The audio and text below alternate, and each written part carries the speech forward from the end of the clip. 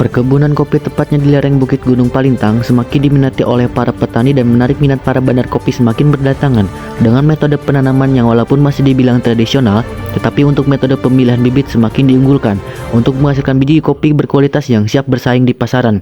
Menurut Mbah Delep, salah satu petani yang sudah menggeluti pertanian selama 50 tahun, kualitas kopi sangat bergantung pada cara perawatan tanaman dan proses pasca panen.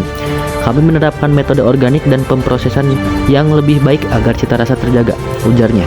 Dengan kebun seluas 4 hektar, para petani mendapatkan dukungan dari pemerintah desa setempat seperti pelatihan dan bantuan peralatan yang diharapkan bisa semakin dikenal di tingkat global. Mereka berharap dapat memperluas pasar dan menarik lebih banyak pecinta kopi dari berbagai belahan daerah. Apa yang membuat Bapak tertarik menanam kopi? Nah, dijawab ya apa? Siap. Ya. Kalau petani itu untuk kegiatan ekonomi.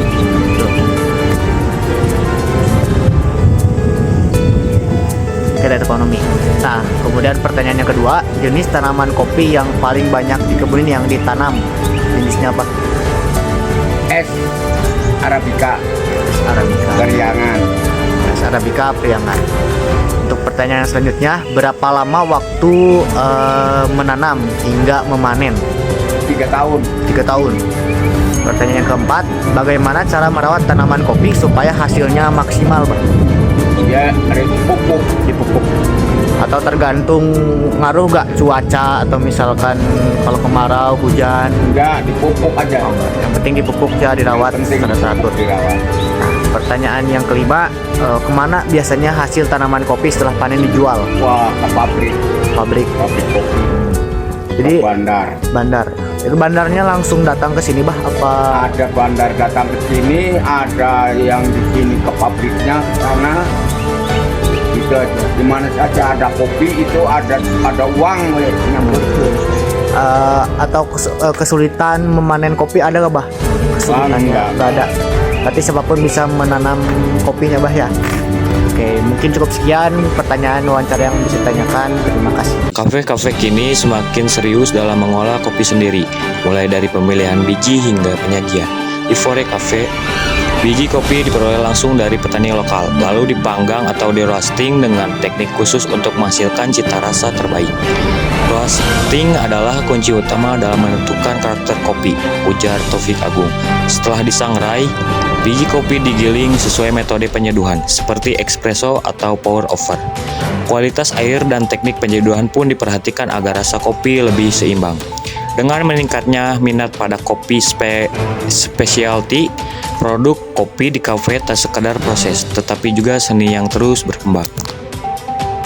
Selamat sore, mohon maaf mengganggu waktunya. Perkenalkan, nama saya Kamil dari kampus Tipom Bandung. Izin mewawancarai seputar kopi. Boleh saya tahu atas nama siapa? Atas nama Taufik Agung Nugraha. Di sini jabatannya sebagai apa? Saya di sini jabatannya sebagai karyawan full time. Jadi boleh saya lanjutkan pertanyaannya, Kak? Boleh. Jadi pertanyaan pertama, apa jenis kopi yang paling Anda rekomendasikan hari ini dan kenapa? Untuk rekomendasi kopi, saya merekomendasikan ke Butters Coffee Latte. Dia basicnya kopi susu karamel, terus di atasnya ada pakai sisa, terus ada topping juga karamel crumble. Kenapa saya merekomendasikan itu? Karena karena kopi ini kopi bestsellernya Fore. Iya, betul. Karena dia memiliki rasa yang unik. Jadi dia tuh ada creamy, manis, gurih gitu. Karena ada percampuran dari sisi salt kan asin. Terus dia juga tipikal kopi yang cocok untuk kalangan anak muda, ibu-ibu yang tidak terlalu suka kopi gitu. Jadi ya anak muda ya biasanya. Ya, jadi pertanyaan kedua, bisakah Anda menjelaskan perbedaan antara Arabica sama Robusta? Boleh. Sepengetahuan saya tidak tahu terlalu banyak tentang kopi juga.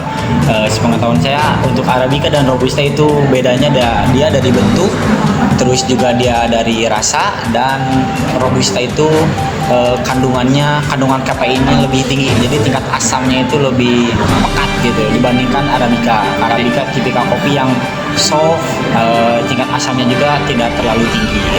Baik, jadi Arabica itu lebih aman untuk digunakan, diproduksi untuk orang-orang yang tidak terlalu suka kopi. Gitu ya. Selamat sore Kak, saya Muhammad Aji Sagaran dari kampus Tikom Bandung. Izin mewawancarai seputar tentang kopi ya. Dan melanjutkan wawancara yang sudah diwawancarai oleh Khalil Gibran. Bolehkah saya langsung mulai pertanyaannya? Boleh? Apa manfaat kesehatan dari kopi? Untuk manfaat kesehatan dari kopi, yang pertama itu meningkatkan energi, terus menurunkan berat badan juga, terus dia juga baik untuk kesehatan jantung, liver.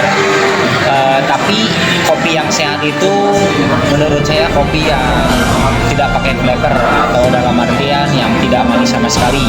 Contoh kopinya yaitu Americano, karena Americano itu cuma kopi sama cold water ya, jadi dia tanpa flavor, tanpa ada manis apapun gitu. Itu contoh kopi yang sehat gitu, menurut saya ya. Boleh dilanjut ke pertanyaan yang kedua? Boleh. Maaf nih, saya menanyakan berapa omset yang didapatkan dalam sehari? Untuk omset dalam sehari kita di weekday itu bisa sekitaran 30 juta untuk weekday, tapi itu pun kadang naik kadang turun, tapi itu rata-rata omset per hari kita di 30 juta lebih. Untuk di weekend kita bisa sekitar 40 juta, atau bisa paling kecil di 35 juta. Jadi segitu ya Pak? Ya. Baik, terima kasih ya sudah menyempatkan waktunya buat wawancara ini. Semoga kakak di sini lebih sukses. Amin. Terima kasih Pak.